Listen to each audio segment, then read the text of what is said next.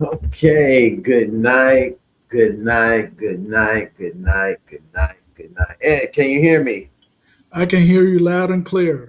Fantastic. Well, it looked like we'll be having a double, double me and you tonight. Because I think I remember last week, Brother Life once said he was going to be on a cruise. I seen Right. some pictures of him and the family on the cruise. Um, and so we can have this conversation. I think this conversation me and you both can have because I think this is one that we both can identify with and tonight on the Fatherhood Think Tank. I'd like to welcome everybody here to the Fatherhood Think Tank. It is the 60 to 90 minutes of fatherhood conversation for fathers, about father issues, ideas, all brought to you from the experience of fathers. Tonight, we are going to be delving into a very interesting conversation based on last week's,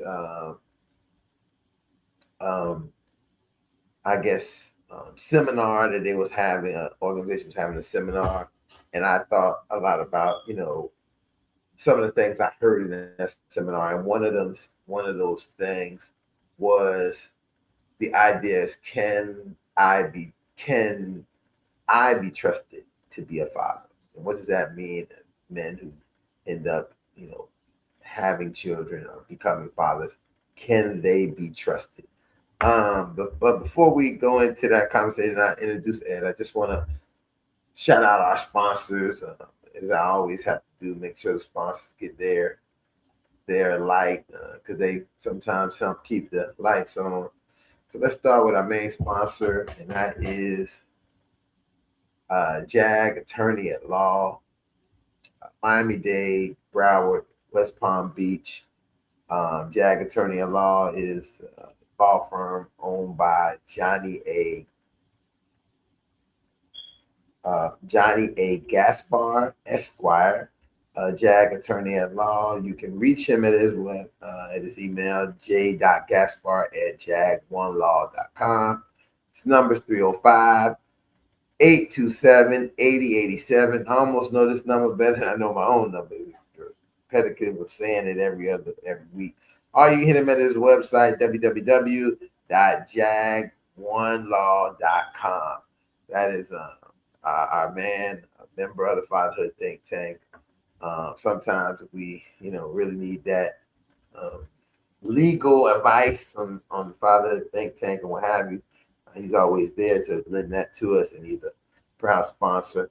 Also, I want to spend also speak a little bit about our partners we have through Fatherhood Initiative Program with Omega Psi Phi Fraternity.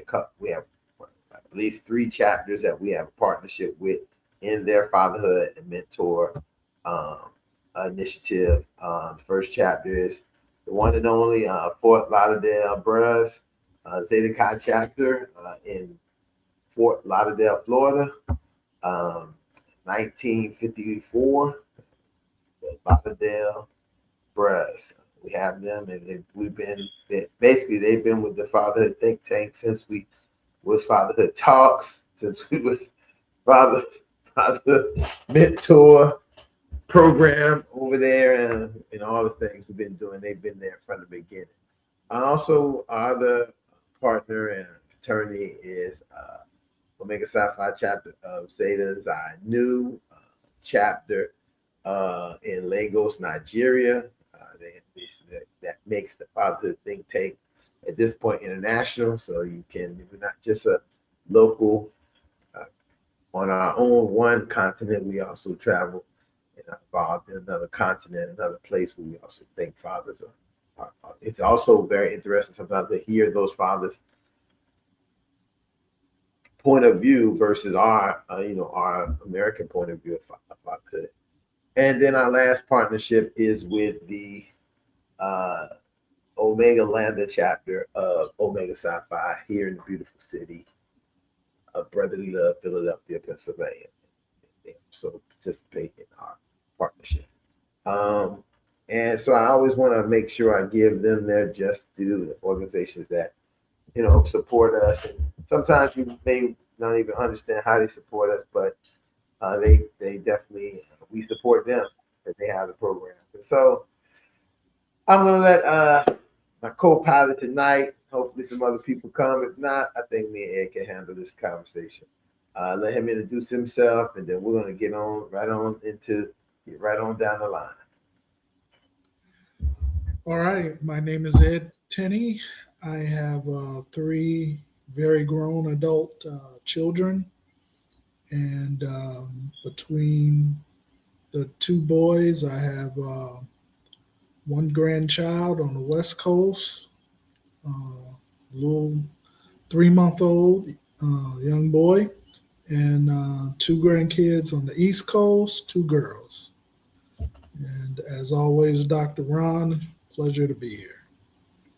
Oh yeah, that's one. Hey, listen, I listen, and it gives us an opportunity to have a gentleman's conversation, just me and you. And I think there's a great opportunity in this conversation because you, of all people, can probably speak to this richness in this conversation because as a grandfather, that means that you have two sons who are now fathers, right? Correct. And you have also a, for me, as being someone I know who has the farther knowledge than myself of our history of fatherhood. Um, I think a lot about in this conversation is when I think of this, I think about what has been the history of fathers and how people perceive and look at what fathers can do and how they operate in the family, or what they can do and what things that people sometimes don't believe or even want them to do. So I'm throwing that right into the mix immediately, because I think that becomes one of the biggest parts of what we got. I want to say good night to Margot. Good evening. I see you. Good night. And then I also, I think, hold on, what else is that? I had to take my glasses off. Oh, my man, our first hero. I see him. Good night. He says, shoot, man, love the program. It's continuing, Dr. Ron, real and honest man. This way. Teacher. He was my therapist. You ain't supposed to tell people that. And you can trust me. You're not supposed to tell people that. That's supposed to be confidential. But that's probably been almost 7 years. That's been probably 7 years of time. Probably been up on that. So, and when you hear this and you think about this statement, can you trust me to be a father? It's the first thing that comes to your mind. Yeah, I guess first off is just keeping your promises. Um, if you make any commitments to your children, make sure you honor those commitments so that you set a precedence that they'll be able to see that, hey, my dad has always come through in this particular scenario, or I know that if I um, trust my dad with this particular issue, it's going to be okay. And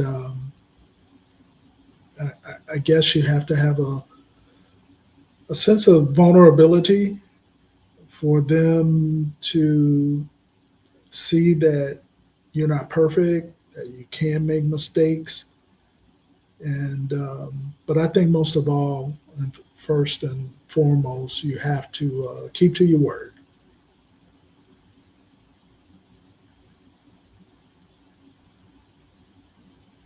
I'm just looking at this, Donald. I know your name. I say his name is Donald. I just couldn't think of it right off the top of my head. I know your name, my good brother. Um, then as you say that, I think about the standard that then we kind of, that sounds like almost a standard as fathers we put on ourselves. That we want to set the standard and say, hey, we can be trusted, we will be trusted, and this is what we're presenting in that place of what it means to be a father, right? I guess I'm always looking at it in a sense that, based on how we even got into this topic is like last week, the things that was said in parent in that seminar about parent alienation was a lot of it was like, can I trust the dad to do the things that I would do as the mother, as the parent, right? And sometimes as an educator, as a person who teaches as a person who's taught parenting classes and things of that nature, what I've learned is that it becomes very um, when we think about parenting, it becomes almost in a silo, like silo. I think that you think that, hey, mom sometimes will maybe think that, hey, the way I do things in parenting, because society says, you know, moms are the ultimate parent most of the time, that these are the way things should be, and that I have to regulate everybody else. But then how did that come? I think about it when it comes into play. What happens when you have single fathers are, even in the case of you, having to raise your children after your wife passed away.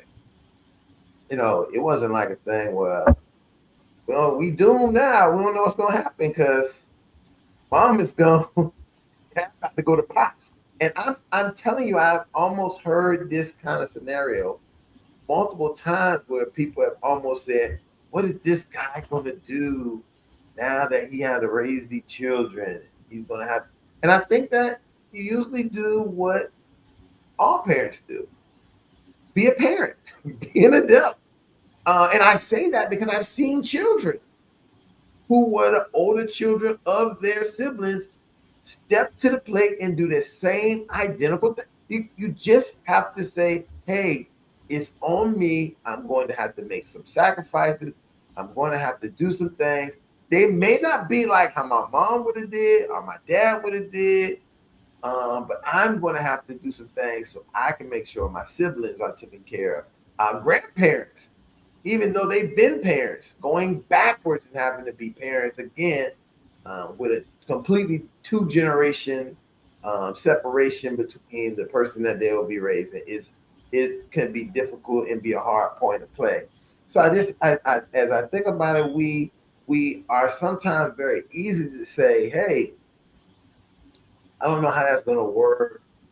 This dad, he's going to be like this or be like that, but I I think that's just myth. I think it's one of those myths that kind of come out sometimes, um, in reference to people not, because I would tell you, I know plenty mothers who will tell you firsthand that if you say, hey, who's the better parent, they will point to their husband and say, he is the better parent. He does things better than me. He does things in a certain way. He is the one. Listen, he cooks the food. I'm just the one and I think these are skills I think that you learn. You learn about parenting. I think that you have a parenting style, and some of your style may come from being a woman or a male, but I think that your style and your approach, um, uh, I don't think there is a big difference other than sometimes the stereotypical idea that moms will be a better parent because they are the mom and they have a closer connection to the child based on birthing the child. And that, sometimes I get upset when I hear that because I think that kind of takes away some of the onus and some of the possession of fathers who also, they may have not physically birthed the child out of their body, but they contribute a lot of their mental and their their power of who they are into that who that child's going to be. So I just it's not a lot of times it feels like it's like an argument of like who's better. And I have to tell I deal with kids every day, right? Who are they're in competition. I have to tell them all the time, we're not in competition. I know you want to be, but we should be always working together. Use what you got skills together to get together, and you can get farther. But I think sometimes that doesn't, that's not always the system. I don't know. I think when you're talking about co-parenting, um, I think there are so many gray areas because I think even before the kid is born, the child is born, you may have, uh, unless it's from that non-consensual uh, father fatherhood scenario Don't that choke. Come you've been on, talking come on, about. Ed. Don't choke up now. Come on. I know you don't want to get it out, but you can listen. But the reason why I say there's so many gray areas is because red flags are displayed fully, I believe. It's in the book. It's researched in the book. So you kind of know. I think you'll know from the uh, mother's perspective. I think she knows what's up before that kid is born, and whether she chooses to ignore those flags and continue thinking that things are just going to get better, um, or they may just say, "Well, uh, I'll deal with it. I'll deal with it when it comes. I'm going to go ahead and have this baby, and I've seen some, things that may be of concern that may foster a lack of trust, being able to trust this gentleman as a father. Um, there, I think it's known up front before that kid is even born whether there is complete trust that can be had as a father. And it just remains to be seen as that child is growing up. And hopefully, um, um, you're the type of father who will, um, rise above any predictive scenarios that may be cast upon you based on previous behavior. I see we got Jay here. I don't know if can speak a long time. Listen, tonight must be um flashback night. Jay just fell off. Now I was gonna say this is flashback night because Jay and Donald was in the same crew of guys and fathers who moved back in the day, doing the different things in different places. Um, and when you just said that, I thought about um, the idea that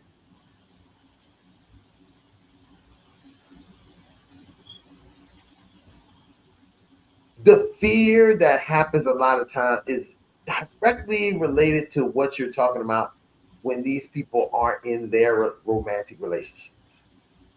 It is the romantic relationship things that they then begin to judge the person on in reference to parenting. And that's for me, and just being a therapist who works with couples and families, the first thing I think about is and he who has the the glass house should not throw stones.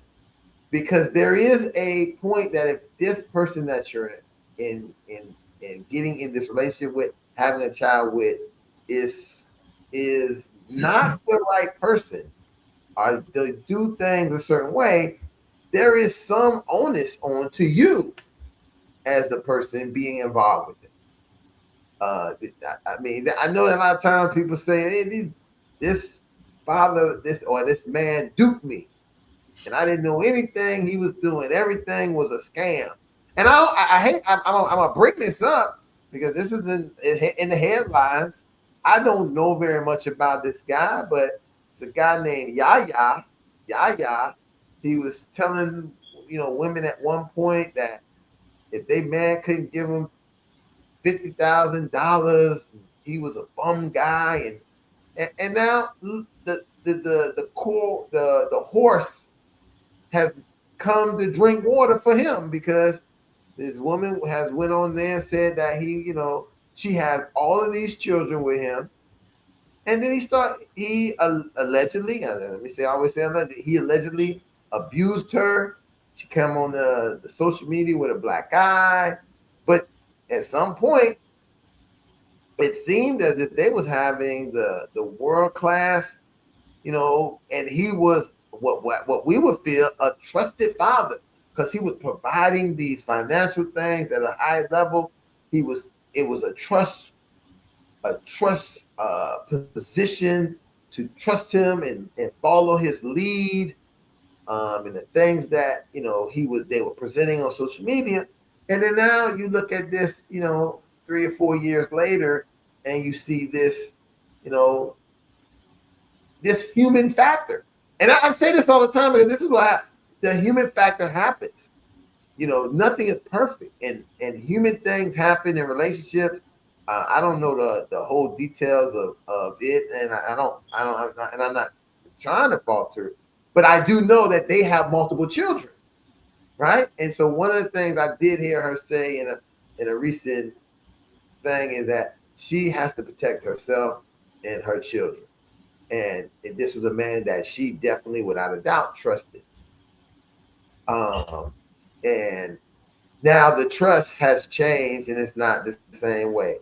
And sometimes I think about that, and I say, well, now since we're looking at trust not being there, this is a human cycle that can happen. Listen, initially someone can listen. Another here's another. Listen, social media. Listen, and I know you probably ain't so much on your social media like I'm ready to describe, but there's another issue where famous actor and his famous, well, he's a rapper actor, and his famous actor girlfriend, or I don't know, girlfriend, wife, what, I'm not all in the detail, but she just made a big post about how he was a cheater and this, that, and I think about these things because she was in full trust of him and who he was and the kind of person he was going to be in a relationship until she found out he wasn't. And I think that this is one of my issues with our topic tonight is looking at the idea, can you trust me to be a father? You may trust me up until the time that you are no longer happy with me and we might be getting a divorce, or we might be separating, or I may do something as a co-parent that you don't like, and then you say, I don't trust him no more. I don't trust him, so I don't trust what he could do or what can. And I think that works I think it works very vice versa for parents overall. I don't want to pinpoint that it just has to be fathers or mothers who are under trust, who dictates the trust and don't trust. But I know that it can work both ways because everybody is a human being. There's not like, oh well, there's people who are beyond approach about trustworthiness. And see, there's a public display and a private display, and somehow you have to uh, kind of gather data to be able to determine if your uh, public's display is true even in your private display. And it takes some vetting. Um, you, I I couldn't tell you how to vet that, because I just wouldn't be able to do that. But I'm sure there are many scenarios where the public display, you become so enamored with that public display that by the time you see red flags in the private display scenarios, you either um, let it go over your head, or ignore it, or maybe you have too much invested uh, Mm.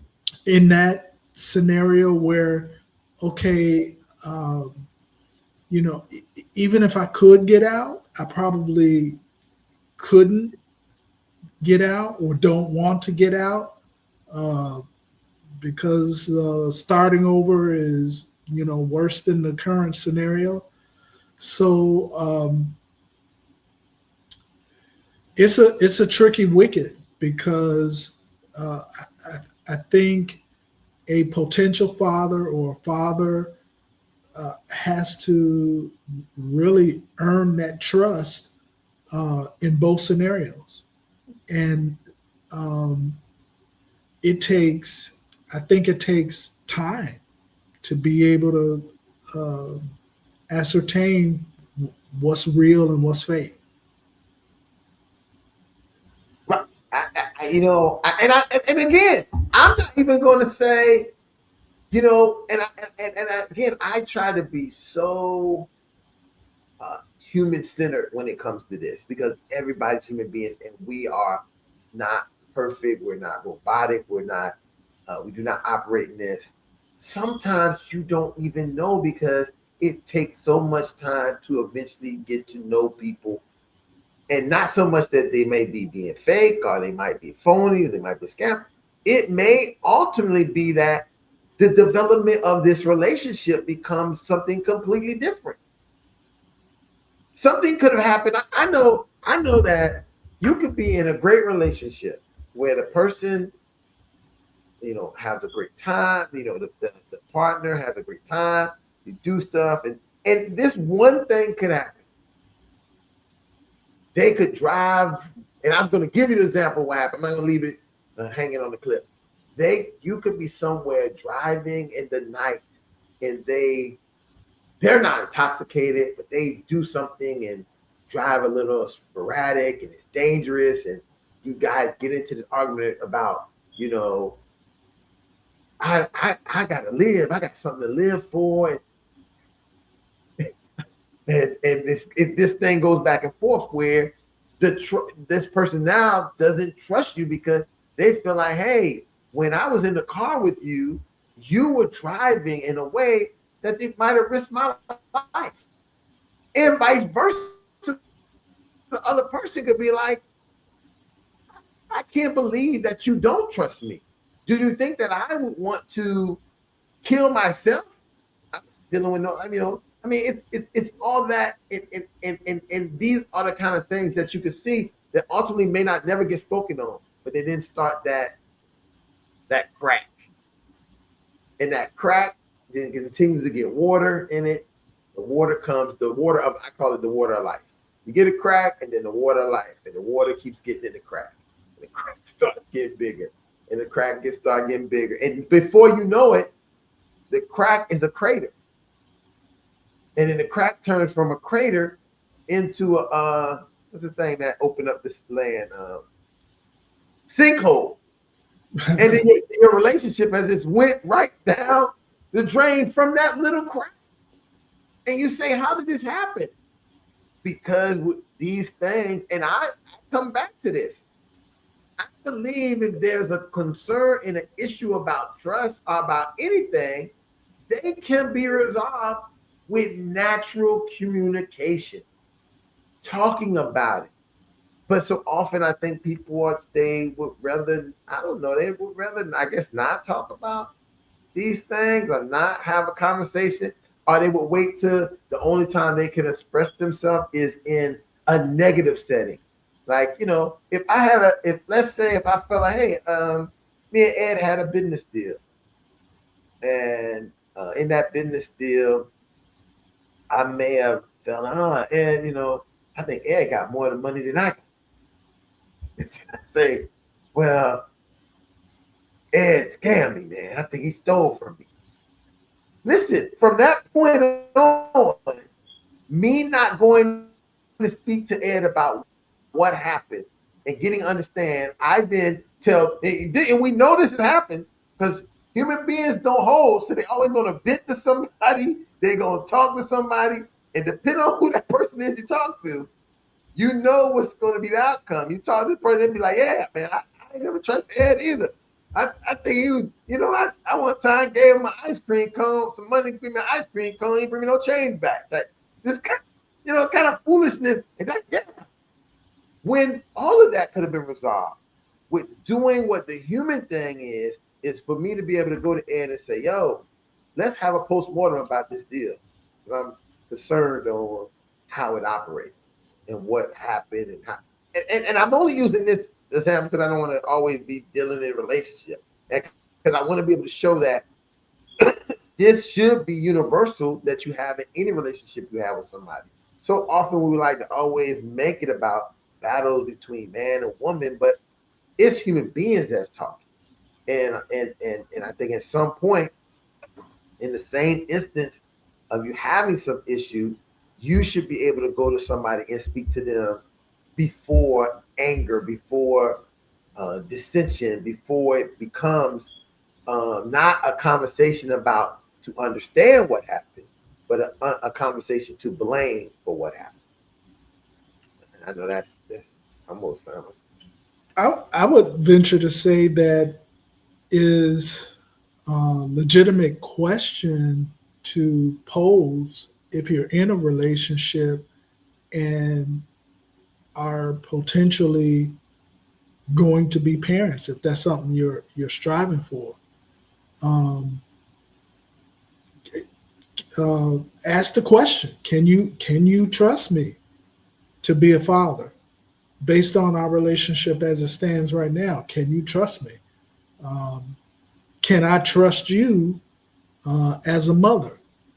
And you guys hash it out, talk about it, try and determine um, what points may be affirmative in gaining that trust, what points may uh, give dissension. Um, I don't think I ever asked that question um, before I got married, knowing that I wanted to have children with my first wife. Uh, but that's a legitimate question. I think that should be asked either in marital counseling or just off the rip over a burger or something. Um, Especially if you're intending to create a future uh, with a potential partner. Yeah. Why don't we ask that question? I think when that question comes, I was looking at some of the comments that Margot and Damo are making in the chat as we go through, and I think I think the mention of it was, and you kind of alluded to this when you made a comment, is that people are really preoccupied with this how things look instead of how things are. They would really rather not, show the bad side until it's the worst. I don't understand. There's a strange scenario. They don't want to show the bad side until it's the worst. And it's almost like you never see an in between in sometimes. And I think they don't see the in between because they're not having the conversation. They're not spending the time to really have conversations that's not always heated, not always have to be in a situation of who's right, who's wrong, who did this. Because guess what? Most of the time, guess what? In each other's perception, we are always both wrong and right. Yeah, I very rarely meet people who will say, you know what, without being facetious, right? Normally when they say, you know what, you're right, man. That sometimes you can get some people. Most people when they're doing, they're being facetious, and I'm wrong, and you know what, and I'm gonna make sure that you. I almost sound like words coming out my mouth.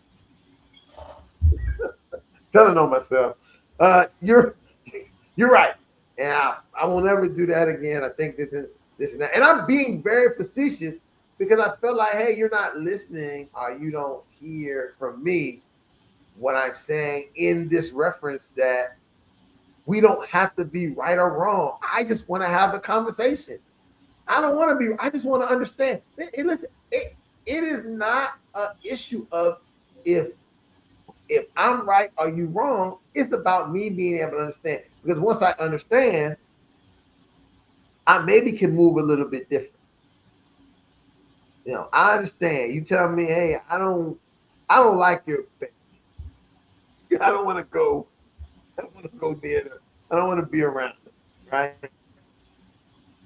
Uh, and you tell me that, and so that I can see and I can understand. I then don't get into an argument with you, making my perception about this and how this operates. And now listen, we're going down a very far rabbit hole from the point of trusting me to be a father or trusting somebody to be the father. But I think it is so important because this is where a large majority of it comes. And I'm going to make this pivot right here because in the conversation I was having is somebody can only be influenced by who you are for so long before they have to deal directly with you. And then they make their own opinion on who they are. Thinking about exactly where it is, there's, look at many times in some relationships where they have, not traditional um, pregnancies. I'll say like that, not traditional married pregnancies. Kids are married. Kids are born out of, I guess with the word used, wedlock. And the dominant parent is the mother, in a large sense. And during that time, the mother's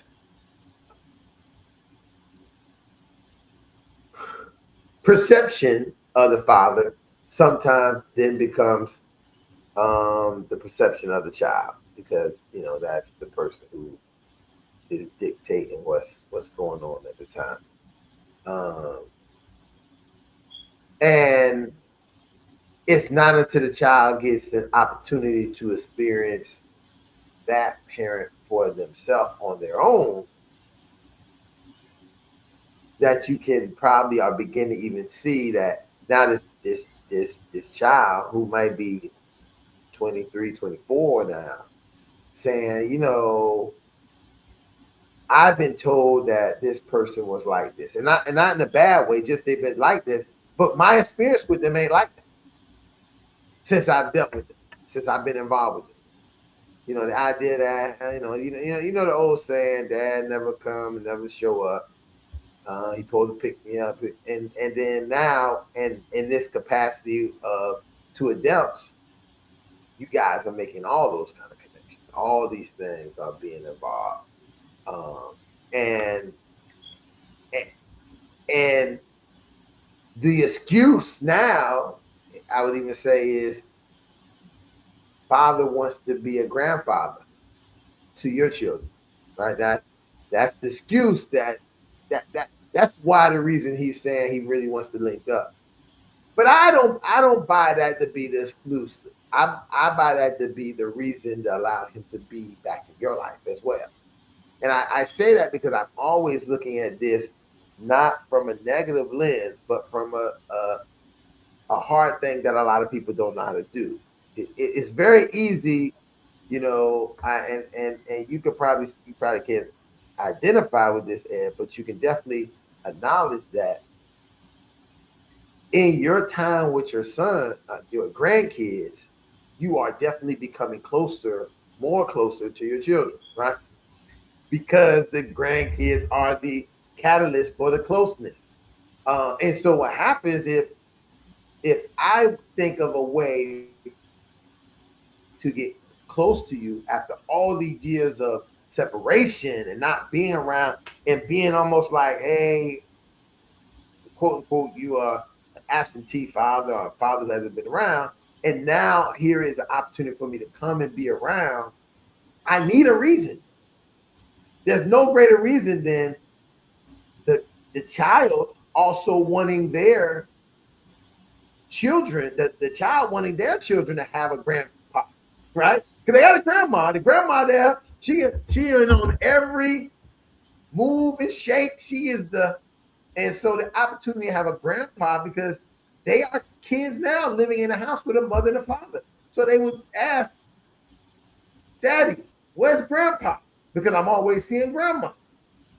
So it becomes this mutual thing, and it becomes a easy way to reunite families.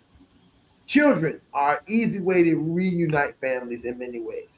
And sometimes you've seen them, children come and they break the family apart. But in many times it gives an opportunity, I think, to reunite. And in this case that I'm thinking about is some people say, hey, the father just wants to be but I think he also wants to be involved with his son and his son's family. And that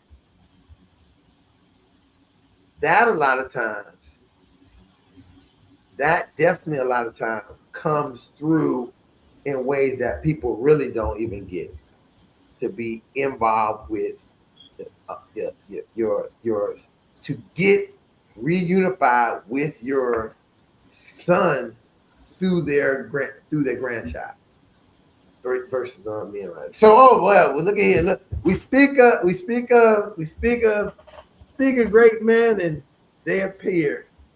Uh, we have our good attorney at law, JAG attorney, uh, a stalwart of the Fatherhood Think Tank, Johnny A. Gaspar here, and I see in the background he probably back there cooking some pigeon peas or some shoe peas or something back there. Vegetarian he is.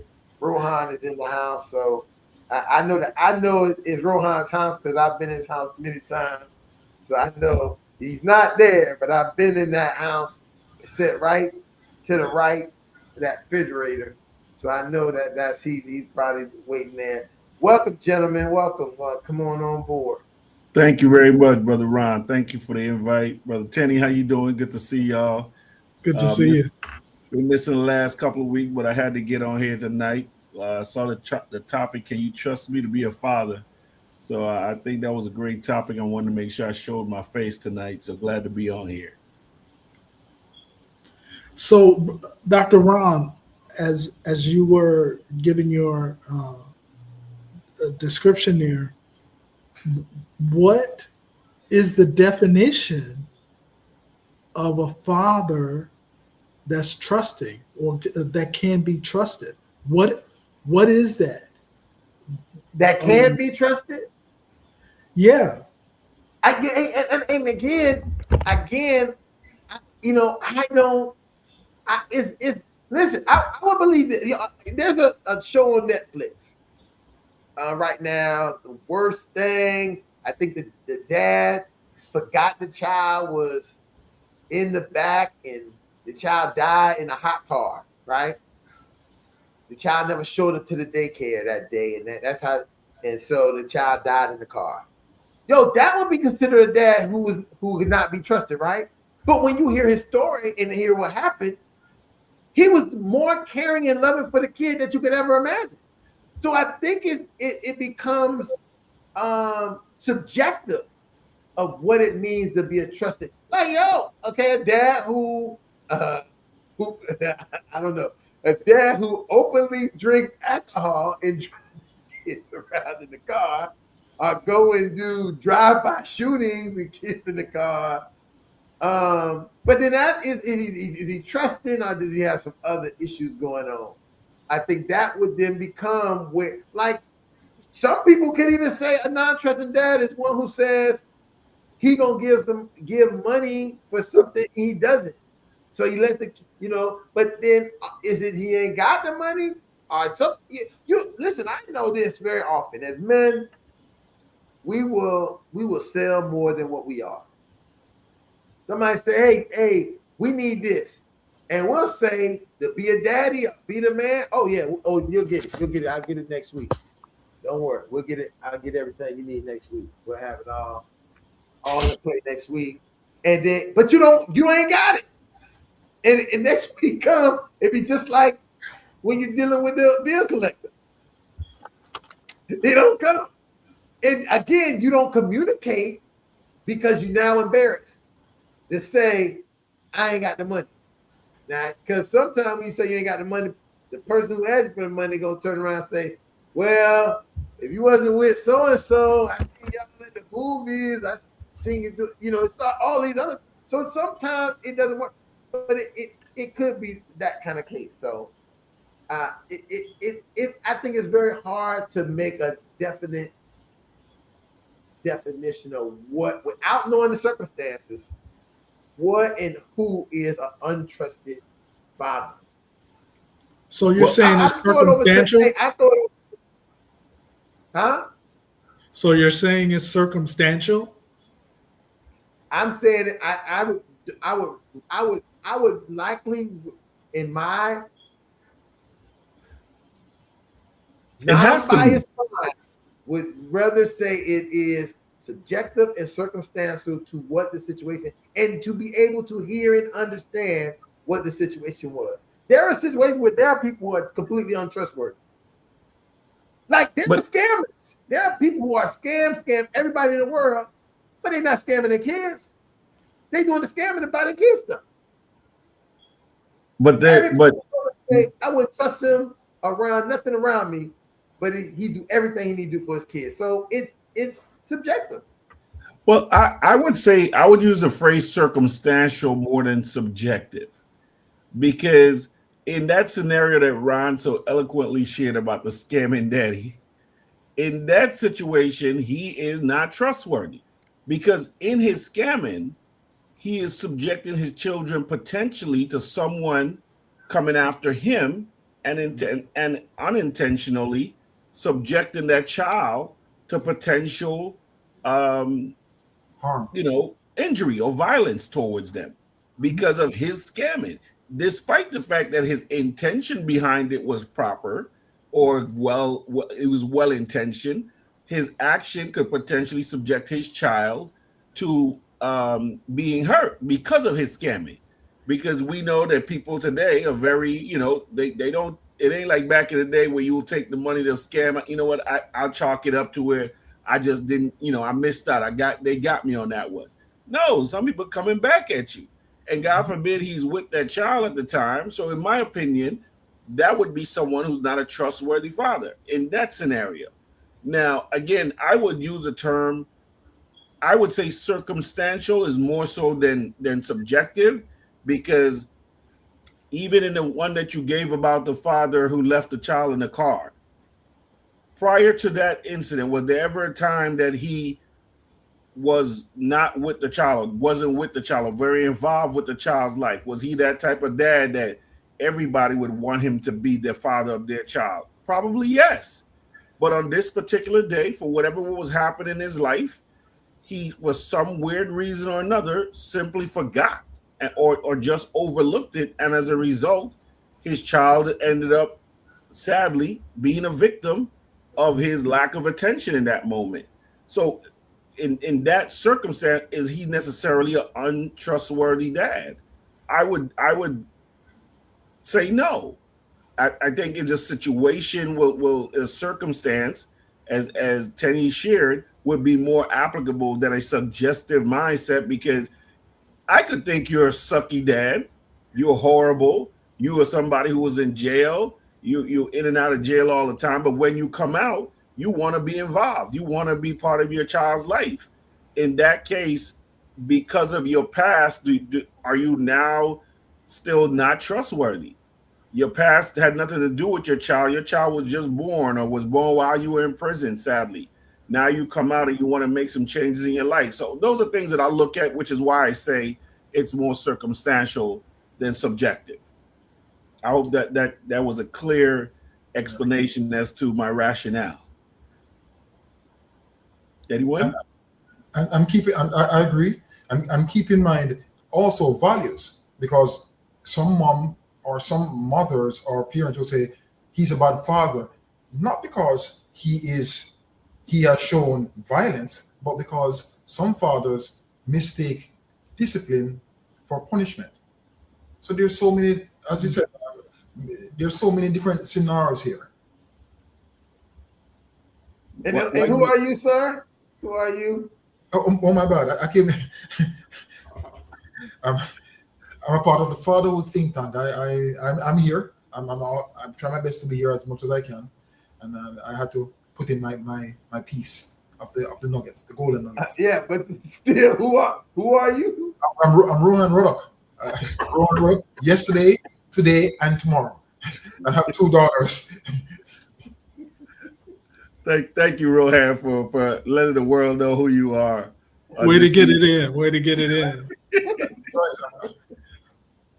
But yeah, that's my thoughts, Ron. I think being when people talk about whether or not you can be the father someone can trust, I think every man is a father you can trust, to the extent that he wants to be that father you can trust. I think people make choices and decisions that impact their lives, and in turn, sadly, because of those choices, impact their children's lives. So when you're making choices that can subject your family, your children, to possibly not being, you not being there with them, to me, you're not a father I can trust. I understand you may feel that that's what you got to do, but the moment you subject yourself to potentially being not there for your children because of your choices, I can't trust you, because your choices subject my child or our child from not having you in their life. Yeah, Ron, I see you thinking. Just the language. I mean, I know last week that's what really set me off in that seminar I was in, Johnny. I went to the seminar. Okay, and I hope the one on. I hope when the state of Florida has theirs. When the state of Florida has theirs, I will be in there, and we'll be very clear not to be mindful of language we use when we're saying we want to work with certain people. Gotcha. Have it, I think they use some language and some of the thing almost was, if you're talking about alienation, being alien, and you almost sound like some victim blaming what's going on. Like it's your fault because you didn't do this and do that. But that only triggered that because you said my child. You just said, I don't. And then you notice I fixed it to hours. But it's so ingrained into us because that's what we hear, right? It's not like we hear many times. Listen, I have very rarely hear either parents, right? Even parents on good terms, right? Say our child, our children. Right. They normally say your child. So it becomes this thing of changing the overall culture for good and bad, to start acknowledging that these children will not be here if it wasn't for both of us. Got it. And that we both have a role to play. Because once you tell me that this is my car, guess what? I'm never driving your goddamn car. I'm not putting your goddamn gas in. You can be sure. You go ahead with your car, and and go down and get that $5.99 gas. That's only you put Supreme in it. But one of the things I did want to bring up is Rohan had put in our group text earlier this week, and I just saw someone in the messaging mention about the law and when you are not married as far as a father, and we had shared that certain states, inclusive of Florida, that if you are not married to the mother at the time the child is born, you as the father have no rights until you go to court and establish those rights. So again, in the state of Florida and many states, if you are not married to the woman at the time the child is born, you do not have any rights as a father. You have to go to court and one, tell the court you want to be established as the father of this child, and then two, set up some time sharing to ensure that you get the time to spend with your child outside of the mother's will. Because if you don't do so, she controls when or if you get to see the child based upon the level of your relationship. So if your relationship is good, y'all talking, y'all vibing, and she don't want nothing to necessarily do with you, she ain't trying to get back with you, then you'll get to see your child as much as she wants you to. But the moment y'all have a relationship or your relationship is no longer good to her, or she's mad because you moved on and found you another boo, and you want to have my child around this beer, then you ain't gonna get to see your child when you want to, unless you go to court and establish yourself as the father and establish your time sharing. And that's just how it is in most states. Now, there are some states, and I can't tell you off the top of my head which ones have it, that even if you have not gone to court, if you sign your name on the birth certificate, you have established yourself as a father, which for me, I'm actually glad to some degree that you are required to go to court and establish yourself as a father for several reasons. One, you get the opportunity to actually request a what you call a DNA test to ensure that the child is yours. The child may look like you. The child may have the same birthmark as you do, but I'm telling you, there's been many men that have raised kids that look just like them and found out when the child needed a kidney transplant or some type of blood transfusion that baby wasn't theirs. And I think truly, I believe there should be a law that makes it mandatory that whether you're married or not, because we've seen it happen to married men as well, whether you're married or not, every child born must be DNA tested to ensure that is the father's child. Because as my daddy said, it's mama's baby and father's maybe. That's his line. So that's my thought. But I share with you. Listen, I don't know why you went and opened up that Pandora's box. I'm gonna stay off of it. I don't know why you even went there and opened that box. Because we're talking about trust and yeah, but your father can trust. We're supposed to be talking about trust of the father. Now you got to make me, because I know we can trust her. That's all. My bad. Because the fathers don't have no choice, but they have no choice at some point to be trustworthy, because they don't have an opportunity not to share anything. They don't have any secrets that they can really hide, because it won't be. And in this case, when we talk about looking at that idea of trust, you think about it,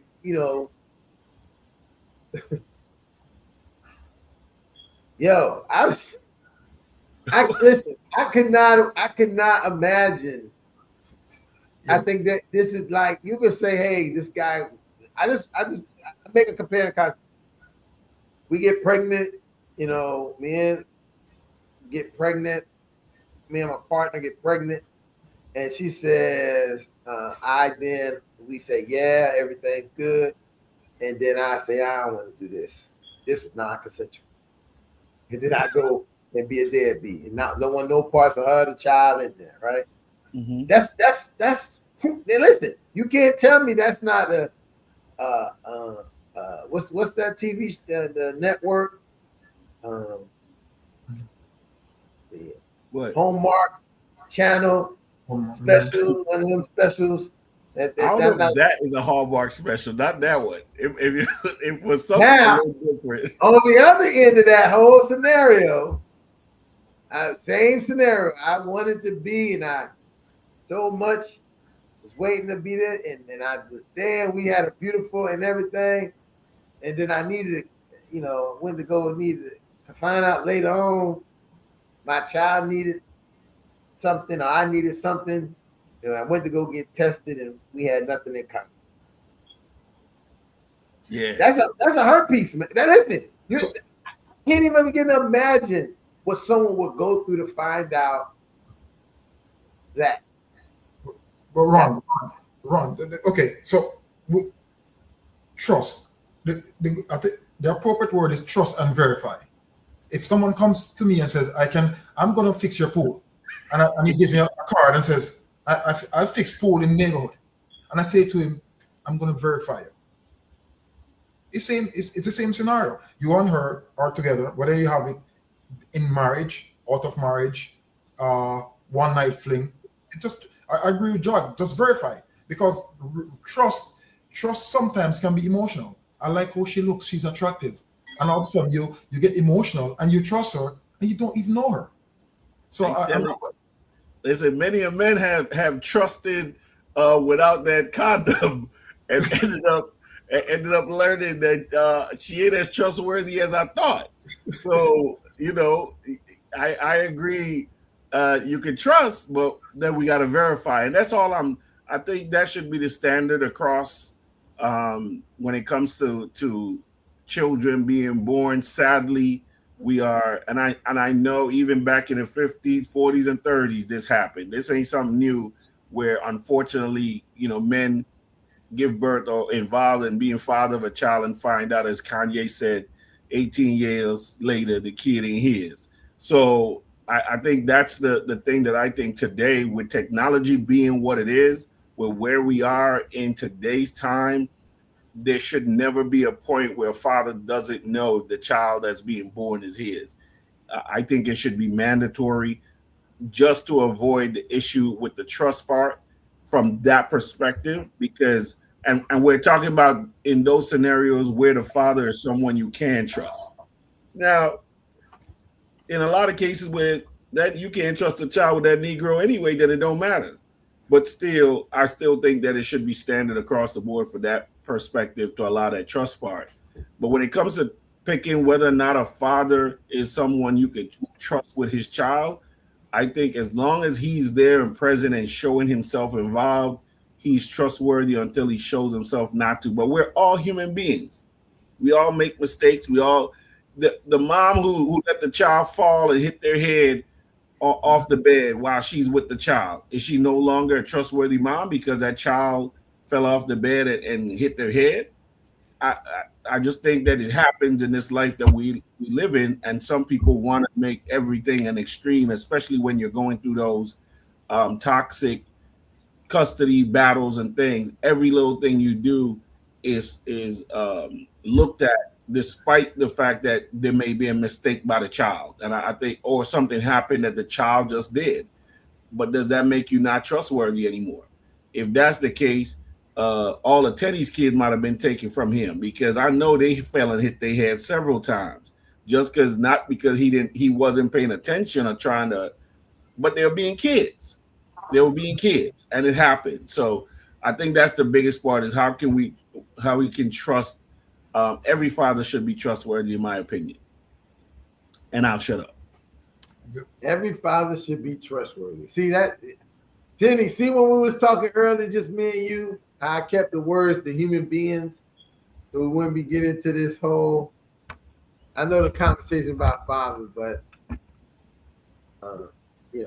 people. Well, Johnny brought up an interesting perspective with the circumstantial, and I was trying to run through my mind let's say I'm in a relationship and I want to have children in the future, and I kind of want to know what my partner's perspective on me as a father is going to be, and I asked the question, can you trust me to be a father? And she says, well, that depends on the circumstances. I'm going to look at her and say, well, what circumstances would deny me the opportunity to prove to you that I can be trustworthy in that situation? And I don't know if it's really possible to answer if everything is going to be, funneled through this circumstantial lens or prism. How do you get down to the nitty gritty if everything's going to be circumstantial? It's gonna be. I'm gonna give you a perfect example. Come on with it. Today, I had a client call me. Now I don't do family law no more because that's too much drama. So I have to wait for the family law drama, right? But she called me because she wanted to know. She was getting both my legal counsel and my spiritual counsel whether or not she should divorce her husband. So I said, well, look. First of all, I can't tell you whether you should do any of that or not. But what's going on? So she shares with me that her husband, her AC broke. Her AC broke. Now her husband he's constantly on the road. I think he's a truck driver, so he's constantly gone. And she reaches out to him about the AC and needing it fixed. And it went from a $500 fix to needing the whole thing replaced. So we're talking $6,000-$7,000. We in South Florida, it's hot. So she trying to get her AC replaced. He says, I don't know what you want me to do about that.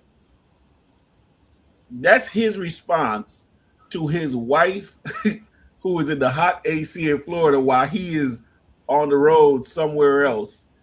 He tells to her, I don't know what you want me to do about that. She says to me, now, this is what this man told me. And then when I'm calling him, he not responding. He shut the phone. He not talking to me. So now imagine I went ahead and had children with this man. That's the first thing she says to me, Tinny. Now here I am. My AC broke. The AC, and he on the road. I'm hot. He says to me, the man who is supposed to be my head, who's supposed to be leading me, who's supposed to be looking out for me, says to me, what do I want him to do about that? This the same man that I'm supposed to now let be father of my children? That's a circumstance. She created a circumstance. Right. And in this circumstance, he said to her by his action that he's not somebody she could potentially count on when it doesn't impact him, but mostly impact her. That's what his decision said. God, you laughing? Objection. That's objection. What objection. What? Objection. What? Objection. Objection. Listen, Judge Tinney, I object. What is the basis of your objection, sir? What is your basis of your objection? I don't know what to sustain or overrule. I want you to listen to what Attorney Gaspar just said in his client situation. Mm-hmm. I'm curious. See, this is what I'm talking about. You have to put everything in circumstance. The lady says she's ready to get a divorce, and she don't want to have any kids from a man who is a truck driver on the road, could be in Wyoming, Ohio, riding on the road, trying to stay up. Who knows how long he got to drive? Staying up, staying asleep, whatever. There's no phone book. There's no. I know it's telephone. I know there's phones that you can go. No, stop. Listen, there's a phone you can go to and look up. There's more sign. What's that company in Fort Lauderdale? Your wife is hot. Your wife is hot. AC company. Yes. They got a phone number right up there. Definitely she could call and find out. Can y'all come and find out what's wrong with my AC? And I need it fixed right now. Now, when you call him and say it costs $300, you need to send me the $300 for the AC, and he say I ain't got no $300 for you. I ain't got. Now we talking something different. That's the same thing I just said. I literally just said that, Ron.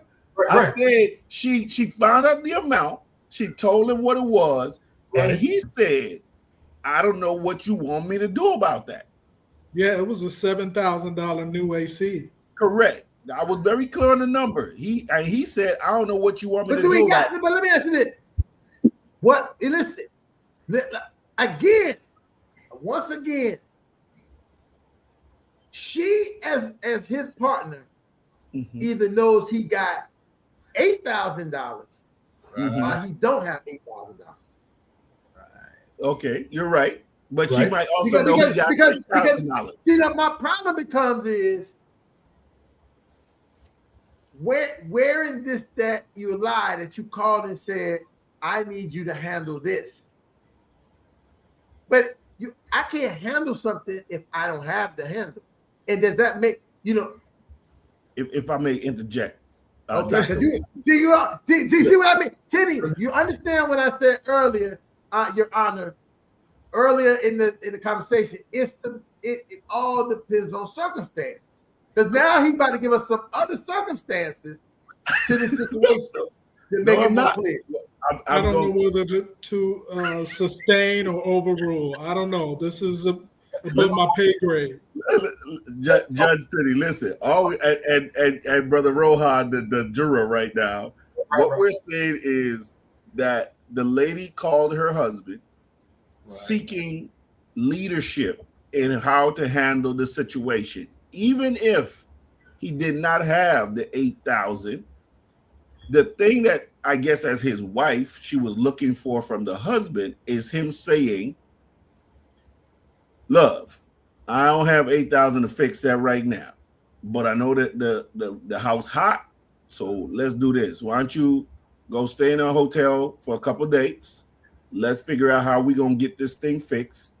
But I need to make sure you're good. Not, I don't know what you want me to do about that." Okay. So here we are. We are in a typical discussion. And that's why she wanted a divorce. Right. Okay. I almost don't blame her. No, don't say that. What we know is that in a relationship, it's like a hurdle. It's like running a 100-meter hurdle, right? And what happens every time you jump over a hurdle, there's another hurdle again. And we're talking about a hurdle that no one in this room would ever thought that someone would make a phone call about ending a relationship. So let's do this. To all men out there, when you get married, use this as a prime example. There are expectations that needs to be met, either told expectations or untold expectations. Let's start there. Two, when it comes to money and the type of relationship that this couple has, because remember, he's a truck driver. I drive trucks. I have a truck license. I know the money they make. So what is the situation? Are they having a healthy relationship? Is this their norm to be going back and forth? Are the expectations not being met? Again, when it comes to money, and this is for all fathers out there, it is a tricky conversation, because when there's the AC breakdown, the car breakdown, it was down to money. And how we deal with money, we all deal with money differently in different ways. I agree with John. You could have been more empathy. Use more empathy with your wife. But also, again, I don't know the dynamic of their relationship. Their relationship could be one of those relationships where it's just, this is the tip of the iceberg compared to what else is going on in that relationship. You may be right. Ron, do you hear her future thinking though? Her future thinking is saying, husband, spouse, partner. My son, our son needs glasses. And in order for him to study right in school, he needs these glasses. And these glasses are going to cost $800-900. And if he turns around and says, well, what do you want me to do about it? She's going to flash back to that time in the truck while he's on the road, wants an air conditioner, and she's going to say to herself, damn, I saw that red flag. Should I have done something about it? Yeah. That's all I'm saying. Ron, this is for you, Ron. I have to. Yeah, you gotta listen. Ron, this is. Go ahead. I'm sorry. I don't mean to get upset. Before you go there, before you go, Rohan, I was just Marco put in the notes. She'd be camping out at the Brown County Courthouse. The next I'm going to put this out for all men. The 500 voice. But go ahead, Rohan. Keep in mind, before we begin, anger is a healthy emotion. How you distribute anger is a problem. Put that in the notes. Well, let's talk about the 99 bottles on the wall. Some men live in the past and some women live in the present. So you put 99 bottles on the wall. I got married to her. I bought the ring. I bought the house. I take care of her kids. I take care of her mom. I did all the 99 bottles on the wall. And the one thing you did not do, which is the 100 bottle on the wall, was to fix this AC problem. Do you know what happened to that 99 bottles on the wall? They all fall down. It's a domino effect. Now, some people live in the past, especially men. Rohan, I have to put it out there, Ron. I love that. Analogy. Rohan, that's all nice and dandy. Yeah, that sounds good. Yeah, you're taking this up, but I'm bringing it back to because we talking. See, Johnny, the attorney he is, she called Johnny about getting a divorce, right? That's going into litigation. She should have called a mediator instead of calling Johnny first. Really? Because the mediator would have asked her. No, I'm just saying, there's some other curious questions I would have. The first question I have is, do y'all have the money to get a new air conditioner?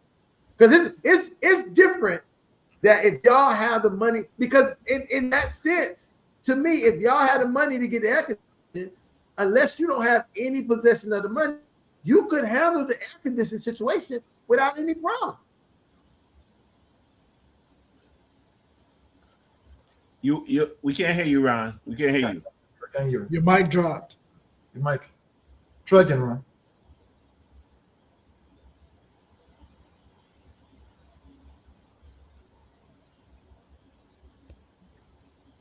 Check 1 2. Can you hear me now? Yes. Okay, so let me. Now you're gonna get two of me.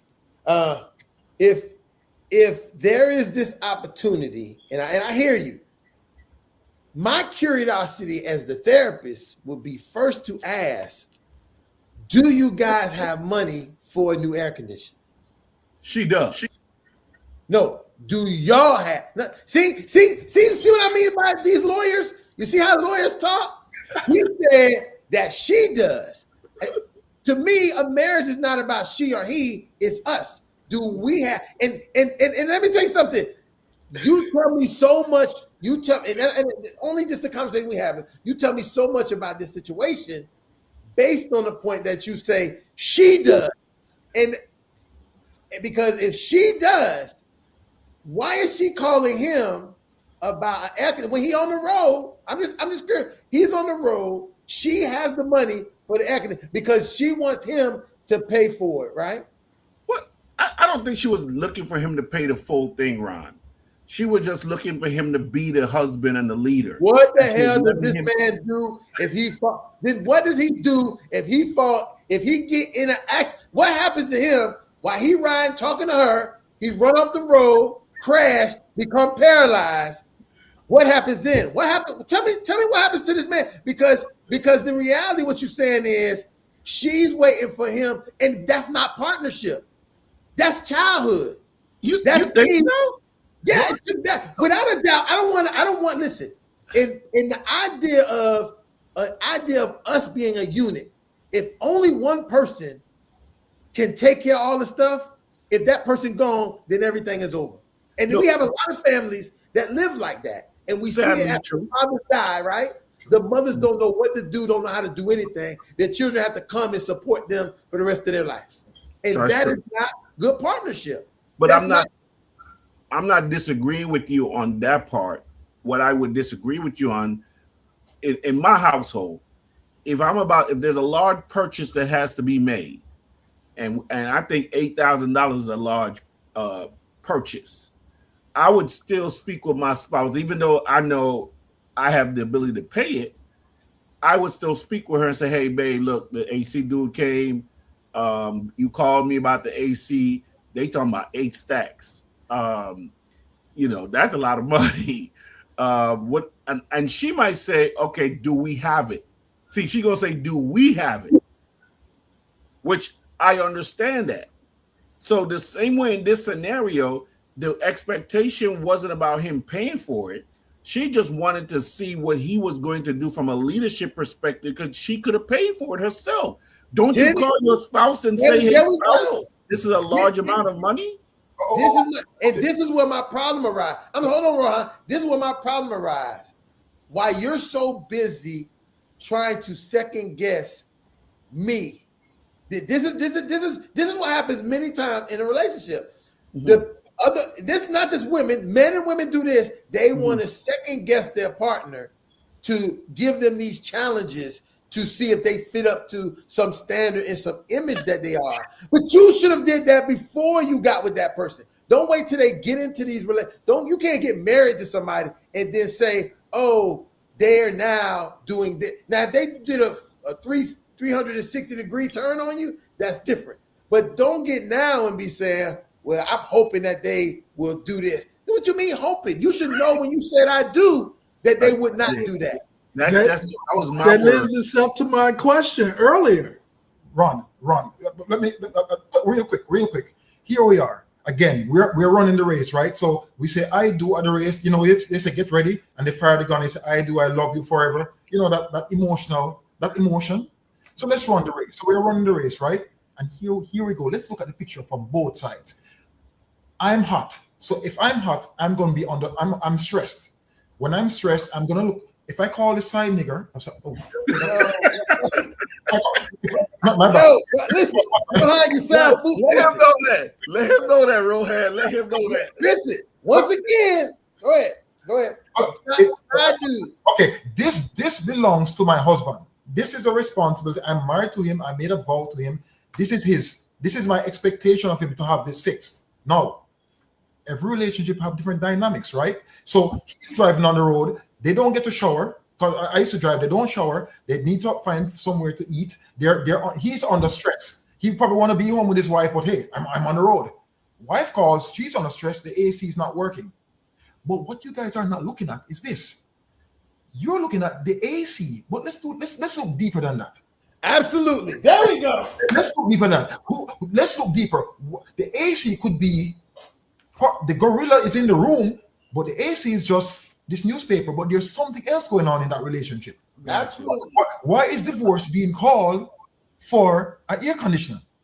So if as I think they say in the courts, if it's a duck, it's a duck.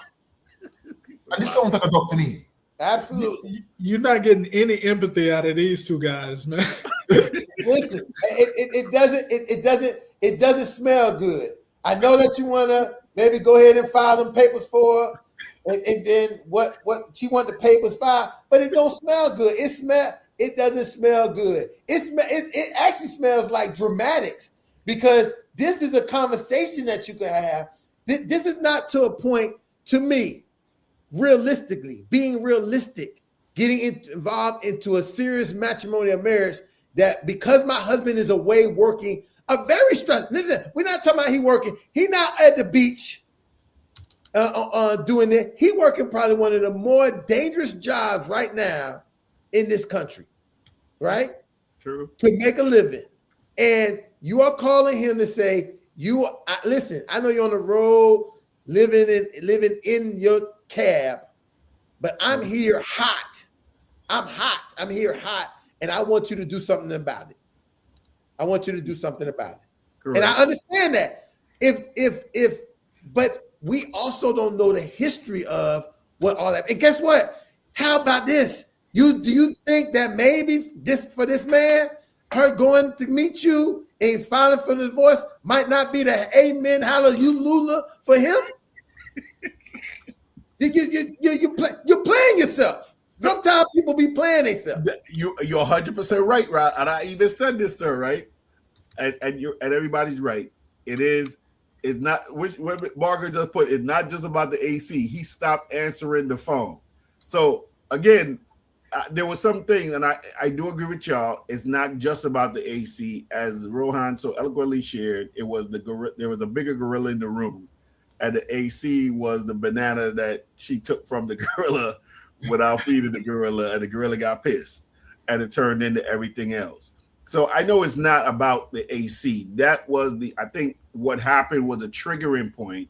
And when she said to me, the part it was coming back about, is he someone I could trust as a father? Then she says to me, imagine if I had children with him. That was her statement to me. So it brought to me this thing that we talking about, bringing it back around about, is he a father that we can trust? In her mindset, the fact that he said to her, what do you want me to do about that? And then when she keeps calling him to get some resolution, he stops answering the phone. It lent her to think of the mindset, well, I'm glad I didn't have any children with this man. Because he might have done, as Tinny gave in his example, he might have said, well, what you want me to do about the child and their situation? And and she might have been having to deal with this on her own. So again, I was more so bringing it to the point, Ron, of showing, kind of confirming what we talked about whether or not, is he a father I can trust? Are you a father that I can trust? And my problem with that is, it's speculative, because he's only a husband, and every husband is not the same person as he is as a father. That is 100% right. That's 100% right. Because I've heard many women say he was a great daddy, but a horrible husband. I've heard that a million times. So I definitely agree with you on that, Ron. But again, when I said, and you said initially it could be subjective and circumstantial, I focused on it being so circumstantial because everybody's situation is based upon their circumstances in determining whether or not that's a person I could trust to be a father. You always got to look at the circumstance. So is she wrong for peering into the future, using that circumstantial incident to determine, man, if I have kids with this guy and all things remain the same, what am I going to do? I don't think anybody would say it's not. I don't think there's anyone that would say that's not fair. I do understand what Ron said about how fathers is speculative because a lot of men are better fathers than they may be husbands. But I don't think it would be fair if anyone would judge her for making that determination based upon this incident. Some people will, because it sounds to me that she's weaponizing her motherhood against the father. Ooh. All right, Ron, that was deep. Okay. No, that's not. This happens very often because for when I ever hear someone making a mention to say, if I had kids, listen, if you had kids with that person, you had kids with them. That doesn't connect the relationship that person has with the kids. It only connects the relationship they have with you. True. But you're now you're saying that, oh, I would be the only person concerned about the kids. I'm the person who would want the best for the kids. And that's a very big Wow. place to present yourself as you are the more important person when it comes to the kids, when that may be so far from the truth. Interesting. Good point, Ron. I'm not disagreeing with you at all. But I do. But there is a lot of, because women have historically, sadly, been abandoned by men. I need my good friend up in here to give the voice, but he ain't here tonight. What that boy? That boy not here to save you with that. Yeah. And listen, when you check abandonment, women may have been abandoned, but most men don't even know the things that's been done to them. That's true. Did you see Margot's post? She said, "Dr. Ron, ain't nobody weaponizing motherhood." you didn't touch the nerve with Margot. Let me say this. And therein lies my fact, because you will not, people will not see the idea of motherhood being weaponized because no one believes. This is what we talked about originally when we were originally talking about. People don't see it, so they don't believe it. It's not until you. How many men I know who would call you being like this, you should be doing something different, until they are on the other side of that weaponization, and then they saying, "Damn, I ain't know this was what you was going through. I didn't know this is what happened." You're right. I ain't seen listen, I did everything for my kids up until we did, and I don't even know where they at now and why. You're right. You're right. Let me say this to John, and I hear this all the time. Men are good. He's a good father, but he's a poor husband, or not a good husband. Let's just put that. Yeah. It is simple and plain. But this is something that I've dealt with a lot of women I talk about. Why did you divorce your husband? He was the worst husband on earth. He didn't work out at all. He's a good father, but he was the worst husband. I said, okay. So the first place I'm going to go to is money. Who provides in the house? Well, the father. He provides. He does 2 jobs. He's rarely here, but he goes, he works day and night, but he's a bad husband. What's wrong with that picture? Do the numbers there. He's not in the house. He's not there. So he gets to be a good father because he provides, which is taught by today's society that he's a good father. He provides, the kids get to go to school, but he's a bad husband, but he's not there. When you hear foolishness, sometimes you gotta really look into it. It just don't make sense.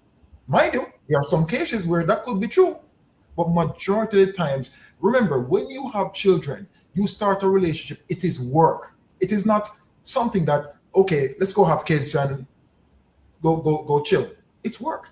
It's hard to live by yourself. You put in 3 more people in that house. You're talking a wife, 2 kids with 2 different personalities. You're talking 4 people in that house with 4 different personalities. Think about it. Just for a second.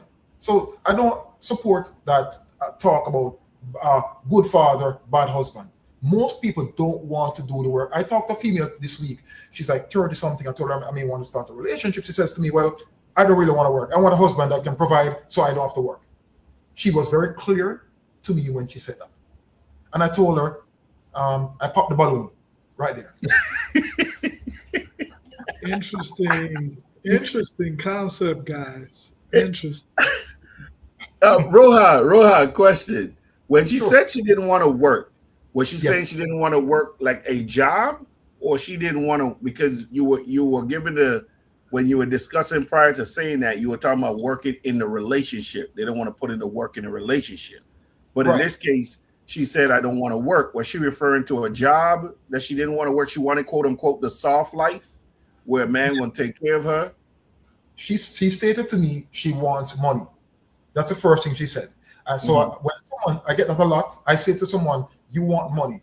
What are you trained to handle money? What do you want money for? Because I hear it a lot. Why are you laughing? Because this is so rich. Listen, what Rohan is saying is the realest thing. What do you want money for? Rohan is right, because many of these people want stuff, and then you find yourself trying to figure out how you can continue to feed a cow that's not producing any milk. But then her mama tell her, well, why he gonna marry the cow if he can get the milk for free? I'm on board with that one. I'm just saying, ain't nobody with it here. Ain't no cows with it. So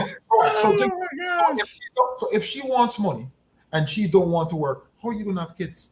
How are you gonna raise a child when a child needs to be bathed and brought to school and here home or he's here home? That's work. It's all work. But she didn't say. Okay, and again, Rohan, that's why I was trying to get clarity from you on the work she referred to. What she was talking about? Because a lot of women say they don't want to work a job; they want to be stay-at-home moms, stay-at-home wives. So that's different from saying you don't want to put in the work in a marriage. You don't want to be a mother, or active husband, or active wife, or active spouse. Those are different from I don't want to work a job. So that's why I was trying to get clarity. If she's saying she ain't trying to put in the work, she just want to be at home and you be the dad taking care of everything, washing, clothing, everything, then that's different. Then that ain't where you want to go. So that's why I was trying to get clarity on that. Jack, I have to agree and disagree. We know that when some moms have a child, depending on the situation, they may have to stay home with the child for a period of time. There's some moms who a child comes out and tomorrow morning they're back on the job. But let's say something happens, C-section and all the other medical scenarios that can happen. When she states that she don't want to work, it could be a case, I believe that if you're starting a family, that's why both of you are there, right? The eagle goes get dinner while the mom covers the egg, and the eagle comes back and the mom go get some food. Work is work, right? Ain't both of them eagles? With the eagles. I'm using them as an example, right? I'm messing with you now. But the scenario is simple. Once you state you don't want to work, and most people want it easy. They go on social media, I want it easy, like maybe Kim Kardashian and some of those celebrities. But in real life, that's not reality. Yeah, they just want to be a chicken. They don't want to be equal. They don't want to fly. They just want you to come and put the feed down for them all day, so they can just listen.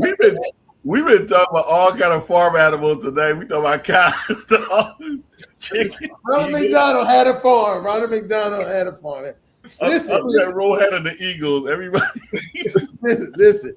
This is such an interesting, and you can see that this conversation is one that is, and then you come bring us a case study in here, Johnny, and then you just blow the whole thing out the water because we can take a case study and look at it all. And again, as I said earlier to Tenny when we was talking, one of the issues is we can have all the opinions we want about this and we can think about it, but it's really about what is the situations that is in this actual relationship and the things that's happening that we don't know. And so, like I say all the time, I'm always very curious to know more of what it is, what it like the idea. Listen, when I think about the language sometimes being used, how do you know that he didn't want to have a child with you because of the things that he'd see in you that's going on? But he's probably not talking to Johnny the lawyer about it. He might be talking to the other lady on the walkie-talkie in the truck behind him about it. Because that happens. This is how people end up in these strange places with each other because they're not talking to each other about it. She didn't talk, Johnny, I'm just gonna jump on a ledge here. She didn't talk to him about the air condition in the kind of conversation me and Ed was talking about earlier, conversationally, right? Okay. He was talking to him more of it was an objective, like it became the first 48 way of talking to him, and then that became the defense, and his defense mechanism came up, and then he like this is bullcrap because who knows? Because guess what? Who knows that 2 months ago he told her, listen, stop running the air conditioner so much. You gotta turn it down some, or it's gonna go. Because this happens. These things literally happen, and people be like, "Oh, I'm gonna keep it blowing." And he could have already known this. Sometimes when you tell people stuff and they do other, it's a hard push when they come back and want you to do something about something that you already told them. And again, I'm just speculating something. Yeah. Putting something in the air. Or he could just be a real fucked up dude. I'm gonna keep it. Give me a dude that he just doesn't care anymore, and he wants her to be on fire while he out driving. You know, we don't know. We don't know the inner secrets of this whole thing. We can sit back and look at it and begin. But to come back to our topic for today, I think it's poignant that she said to you, and the statement of if he could have, she's thinking about what if she would have decided to have a child with him. Yeah. And this goes right into the place of saying, hey, trust, could I even trust him? He can't get the air conditioner on for me. How can I even trust that he continue to keep a house over the head of us as a family? And listen, and just like Margot, just like I'm reaching, that's reaching too. That's a reach to reach for it, to come to some conclusion to say, oh, based on one thing, this person can't, because somehow it's suspicious it's suspicious that you would be married to a person and be at a point where now you're even questioning, you're glad you didn't have kids with this person. And this might be the tipping point, but it definitely is not the beginning. Correct. So that's what I was going to say, Ron. I'm sure there were other things that have happened in the relationship over time that may have had this, had her thinking this way or feeling this way at several moments. But this is the point where she was sharing with me based upon what happened here, and that took her to that mindset. But I would have to agree with you. I'm sure this wasn't the first or only thing that's happened that led her to maybe think this way, and maybe why they have not had any children. But again, I just think that, it allows you to see how people will think about whether or not your action will determine whether or not you can be a trustworthy person to be a father. And that's why I said it's all about circumstances that are that and not necessarily subjective, because and I see where you're going with the subjective point, because as you shared, the fact that he may not be a good husband or partner doesn't necessarily mean he won't be a good father. She's speculating to that perspective. But listen, I'm speculating right now. I think about it, I've been married to this woman, and if I wanted to have kids and we ain't had kids yet, I'm reevaluating, why am I with this woman? And why am I keep doing all this stuff for her when she can't give me the one thing that I want? So let me ask a question there. So let's say, and I, this is a whole other topic that we're gonna run into, right? I should have just left that to myself. But I'm just saying, these are the kind of things that you would have to investigate when we deal with this kind of stuff, because we're hearing, you heard all of her point of view, right? Yeah. And so when I hear and I'm listening to that, one of the first things I do is, in my clinician mindset, is what would be the other arguments on the other side? On the other side, what is causing either this guy is just horrible JoJo, or there is something on the other side that is making him do and act like this. Because you're married, you've been married, y'all ain't dating. This is the person you're married to, and there are things that are happening in this interaction of this relationship. You use the word marriage. You use the word marriage, and I have to interject here. People get married for different reasons. True. Not everyone get married because I want to have the house and happy fence. You have people that will get married because they want security. I want someone to secure me so I can get his pension. He's from the army, so I can get pension when he gets old, and I can. I'm going to marry 3 times. I can collect 3 pensions. People get married for different reasons. Okay. So before you go, that's real talk. You're right. You would like to say Rohan is being whatever, but Rohan is telling fact. These are fact, because I know multiple people in multiple situations where there are people who can't even get their present husband's anything to help him and bury him because the past wife took everything. Right. But I go ahead, Rohan. You were saying about different people get married for different things. Again, untold expectation and unreasonable expectation. It creates stress. It's simple. The untold one you don't know. The unreasonable one is you know it, but you really can't fix the situation. I go back to the 99 bottles on the wall. Numbers don't lie. We know that 80 to 85% of divorce is filed by women. Now, I could say, why is that? Well, simple. Well, you did something wrong out of the 99 bottles on the wall, and this one I'm gonna take the bottles off the wall and I'm done with you. Next. Unfortunately, that happens too often. You're right. The scenario is simple and plain. The AC is hot. I need it fixed now. You have two people who are stressed. One is hot. Once your temperature goes up, you're going to be stressed. The truck driver hasn't taken a shower. Probably go to our next stop. And let me just let you guys know this. You may not know this. When you're driving trucks, the expectation you have to reach that destination by a certain time. Yes. And also, you have to drive under the speed limit. You also have the DOT. They're trying to make their money. And the list goes on and the list goes on. So here we are. They're running the race, right? They're running that 100-meter marathon. They're jumping over the hurdles. And here we are. The race, they're not going to complete the race because somebody has decided, I'm not going to run this race no more. One more. I hear that. I like that. Well, That's a good ending point right there. Rohan's run the race to bring it to an end. Man, this has been, listen, all I can say is it's been so hot that my other computer died. That computer done died. You see the other computer just clicked off, died. Somebody, I think Margot said I blew up her computer, but that conversation blew up my computer for real. I want to say, hey, this really was a good. I thought it was going to be a fireside chat with just me and Ed at the beginning. Teddy. But it turned out Rohan and Johnny came and turned it into a bonfire.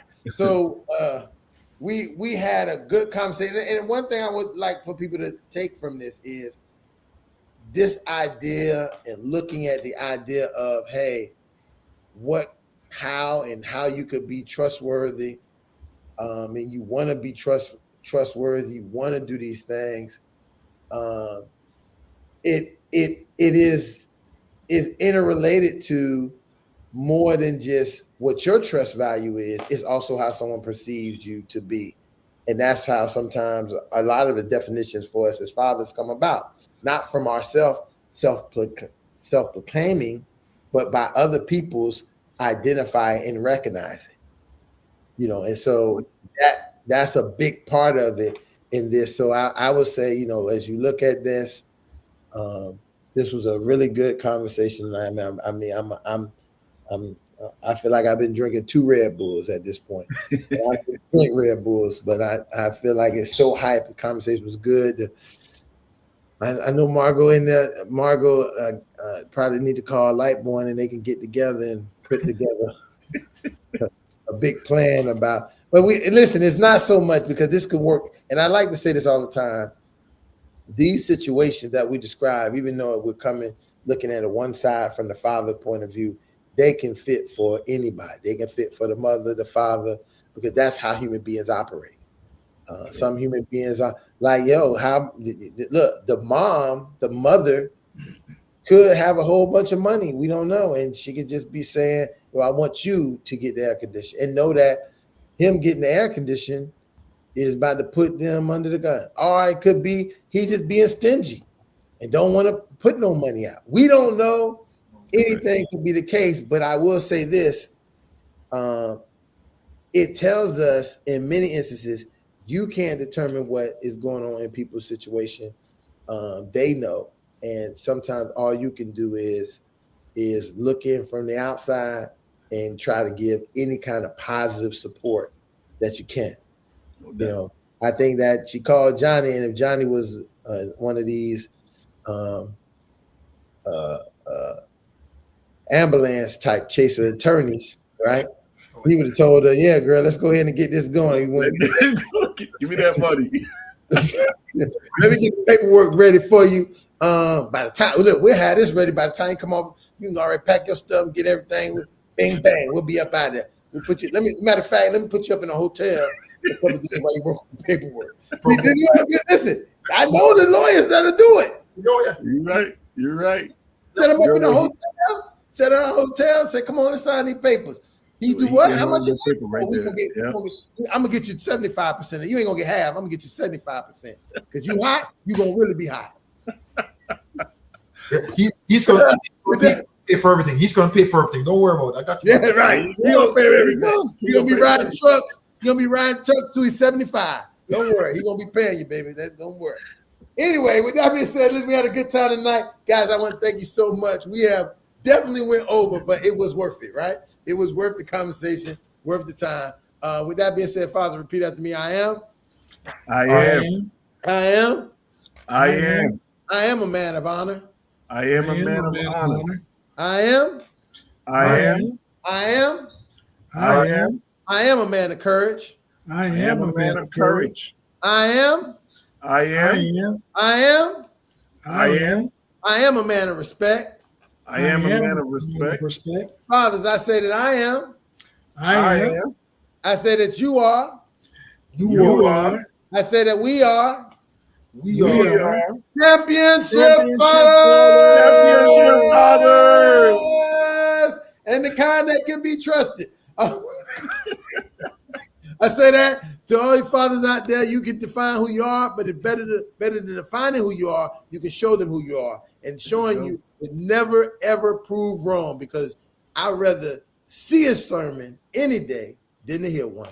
With that being said, thank you so much for joining us. See you here next week on the Fatherhood Think Tank. Thank you, guys, and we are out. All right, gentlemen. Take it easy. All right. Have a good night, brothers. Okay, next time.